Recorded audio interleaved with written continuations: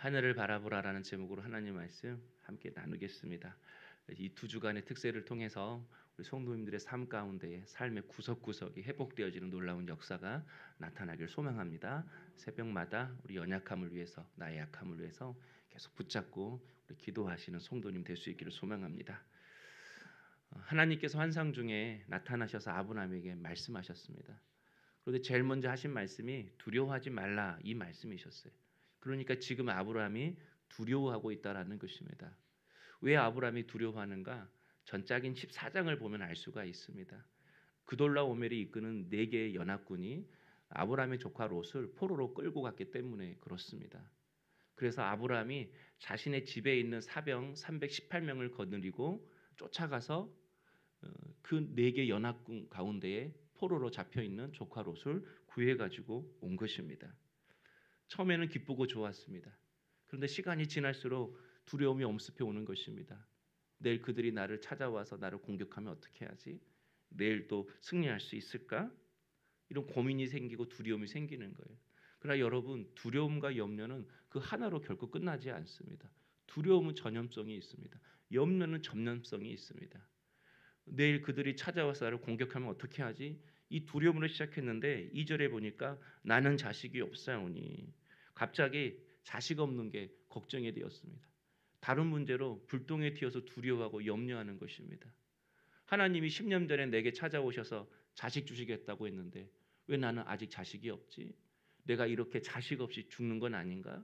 내게 있는 이런 상속받아야 할 이런 재산들 어떻게 하지? 내 가문은 여기서 끝나는 것인가? 이처럼 아브라함은 전쟁은 이겼지만 이 승리를 계속 유지할까 불안했습니다. 그리고 한쪽은 승리하고 한쪽은 응답받고 한쪽은 풀렸지만 여전히 가장 결정적인 거, 내가 이것만큼은 좀 해결되었으면 좋겠다고 하는 그 자녀의 문제는 풀리지 않았습니다. 우리도 그렇잖아요. 우리가 보기엔 남부를 끝 없이 사는 사람 보면 두려움이 없을 것 같지만 그렇지 않습니다. 돈이 있어도 내일 또 돈을 벌 수 있을까?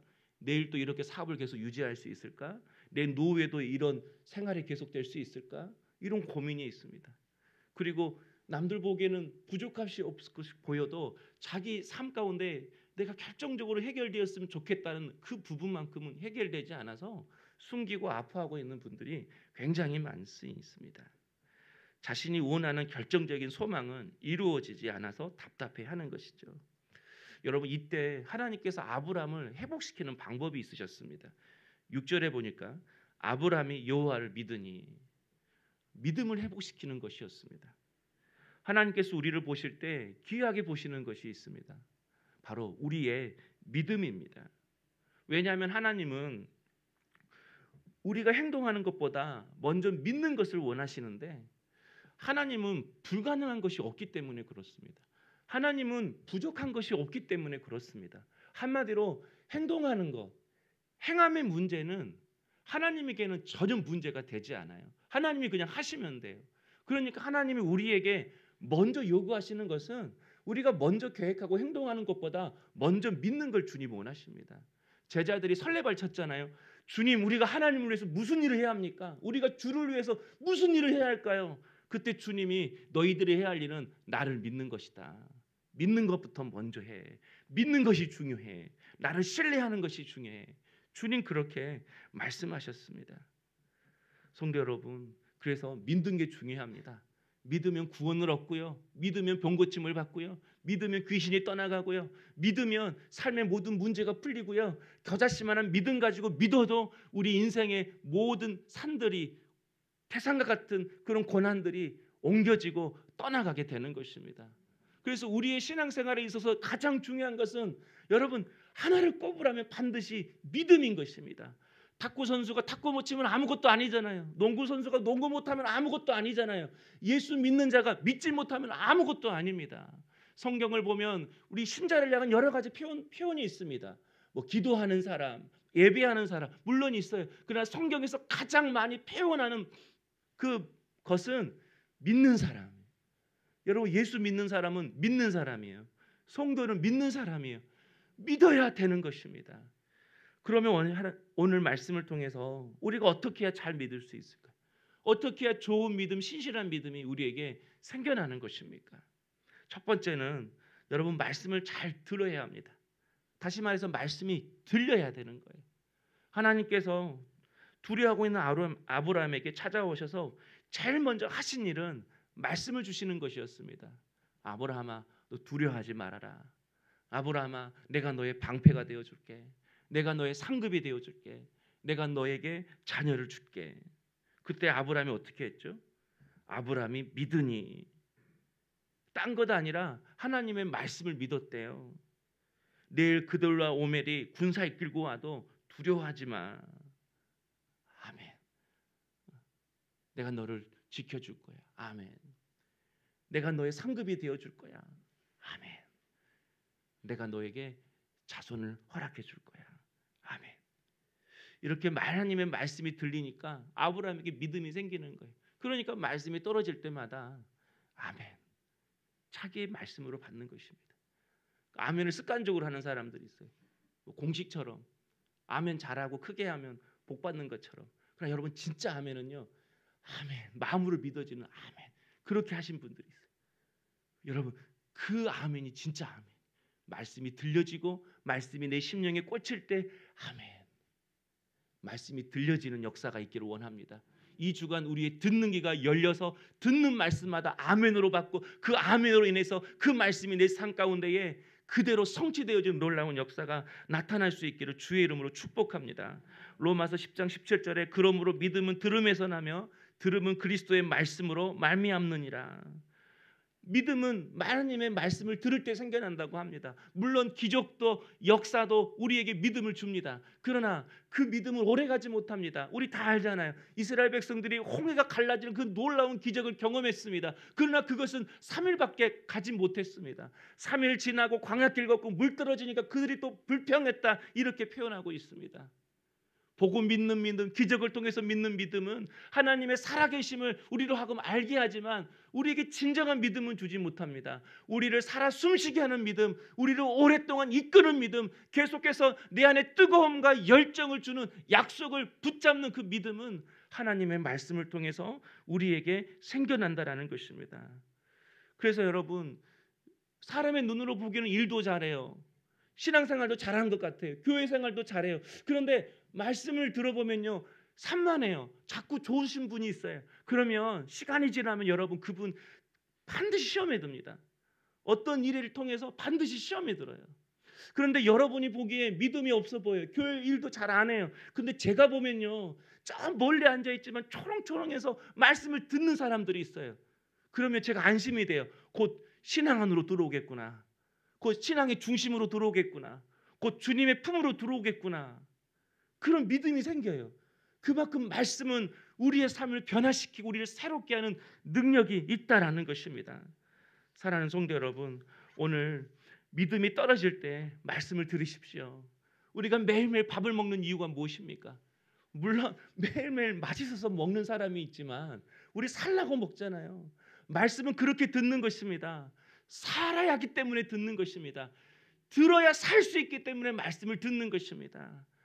귀가 열려서 말씀이 들려지고 그 말씀이 내 안에 믿어지는 놀라운 역사가 나타나는 축복이 있기를 주님의 이름으로 축원합니다. 두 번째, 어떻게 하면 우리에게 믿음이 생기는 것인가? 여러분, 불을 받아야 합니다. 하나님께서 아브라함에게 방패가 되어서 너를 보호해 주겠다, 내가 너의 상급이 되어 주셔서 더 많이 지금보다 축복해 주겠다, 그리고 하나님 이렇게 말씀하셨지만, 이렇게 말씀하셨을 때 아브라함이 아멘 다 믿었어요. 그런데 한 가지 도무지 믿어지지 않는 것이 있었습니다. 바로 그것은 자녀를 주겠다, 이 약속입니다.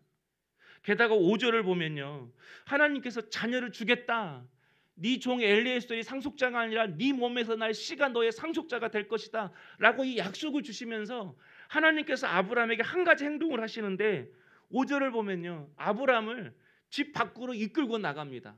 그리고 하늘을 봐, 이렇게 이야기해요. 그러니까 지금 아브라함이 땅이 꺼지도록 한숨을 쉬면서 땅만 보고 있었던 것 같아요. 그 아브라함을 데리고 가서 너 하늘을 봐, 하늘의 별 보이지? 너 저 별 셀 수 있어?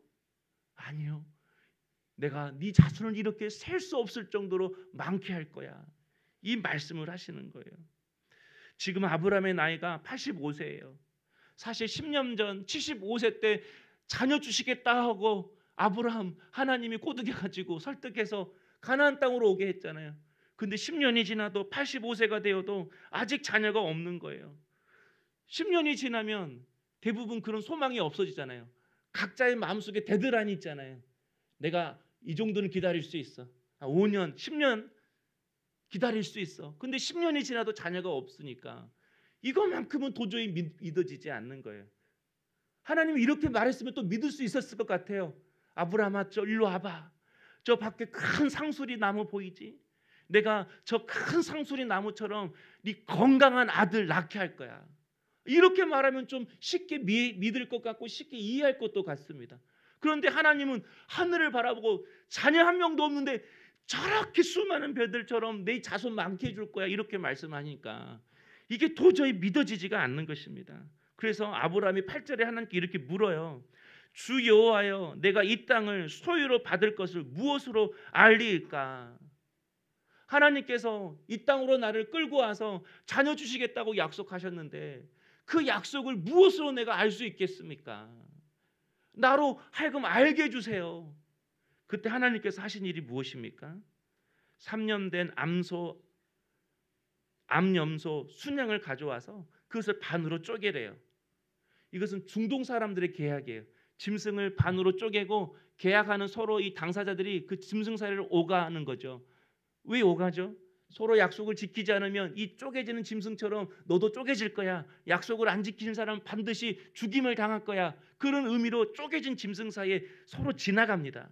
그런데 오늘 말씀을 읽지 않았지만 17절에 보니까 횃불이 쪼갠 고기 사이로 지나더라.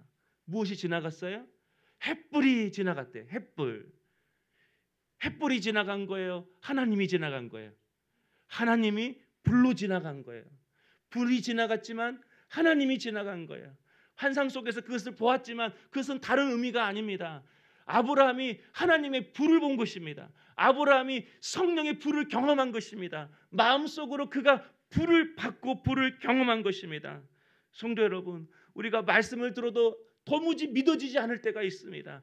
기도를 해도 도무지 믿어지지 않을 때가 있습니다. 그래서 의심하면서 말씀을 듣고 의심하면서 기도합니다. 그러나 도무지 믿어지지 않는 말씀도 도무지 믿어지지 않는 기도도 믿어지는 길이 있습니다. 믿고 기도하는 길이 있습니다. 성령의 불을 받는 것입니다. 마음의 불을 받는 것입니다. 진정한 예배 생활, 진정한 신앙 생활은 언제 시작되는가? 머리로 이해하고 깨닫는 것에서 시작되는 것이 아니라 우리의 심령에 불이 떨어지는 그 순간부터 우리 예배가 살아나고 신앙생활에 살아나고 우리의 심령이 살아나는 것입니다. 성령의 불을 받자라는 것은 은사와 능력과 기적을 체험하자 그 의미가 아닌 것입니다. 진정한 불은 하나님의 말씀이 내 안에 새겨지는 것입니다. 말씀이 내 마음 가운데 새겨지니까 각인되어지니까 마음이 뜨거워지는 것입니다. 마음이 뜨거워지니까 도무지 안 믿을 수가 없는 것입니다. 엠마오로 가는 그 제자들이 예수 배반하고 떠나갔잖아요. 그런데 주의 말씀을 듣고 마음이 뜨거워졌다. 그 마음이 뜨거워지는 순간 그들이 다시 예루살렘으로 돌아갔습니다. 십자가가 믿어졌습니다. 주님의 부활이 믿어졌습니다. 마음이 뜨거워지는 그 순간, 성령의 불을 받는 그 순간 마음이 뜨거워졌습니다.